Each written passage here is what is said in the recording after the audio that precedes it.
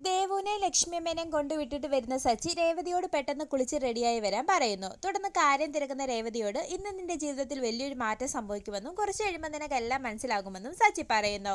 തുടർന്ന് സച്ചി തന്നെ രേവതിക്ക് ഒരു സാരി സെലക്ട് ചെയ്ത് കൊടുക്കുന്നു. പിന്നീട് കുളിച്ചൊരുങ്ങി വരുന്ന രേവതിയെ കണ്ട് സച്ചിക്ക് ഒരുപാട് സന്തോഷമാവുകയും ഇന്ന് നിന്നെ കാണാൻ പൂന്തോട്ടത്തിലെ നല്ലൊരു പൂവിനെ പോലെ ഉണ്ടെന്നും പറയുന്നു. ശേഷം വീണ്ടും എവിടേക്കാണെന്ന് ചോദിക്കുന്ന രേവതിയോട് കുറച്ച് കഴിയുമ്പോൾ നിനക്കെല്ലാം മനസ്സിലാകുമെന്ന് പറഞ്ഞ് സച്ചി അവിടെ നിന്നും പോകുന്നു. പിന്നീട് ഹാളിലേക്ക് എല്ലാവരെയും വിളിച്ചു വരുത്തി പെട്ടെന്ന് കുളിച്ചൊരുങ്ങി വരാനും അത്യാവശ്യമായ ഒരു സ്ഥലം വരെ പോകണമെന്നും സച്ചി പറയുന്നു. തുടർന്ന് എല്ലാവരും തടസ്സം പറഞ്ഞെങ്കിലും രവീന്ദ്രന്റെ നിർബന്ധം മൂലം സച്ചിക്കൊപ്പം വരാമെന്ന് എല്ലാവരും സമ്മതിക്കുന്നു. പിന്നീട് രേവതിയുടെ കുടുംബക്കാരും പരിചയക്കാരും എല്ലാവരും വരുന്നതോടെ സച്ചി പൂക്കട എല്ലാവരെയും കാണിക്കുന്നു. ഇത് കണ്ട് രവീന്ദ്രനും രേവതിക്ക് ഒരുപാട് സന്തോഷമായെങ്കിലും ചന്ദ്രമതിക്ക് ദേഷ്യം വരുന്നു.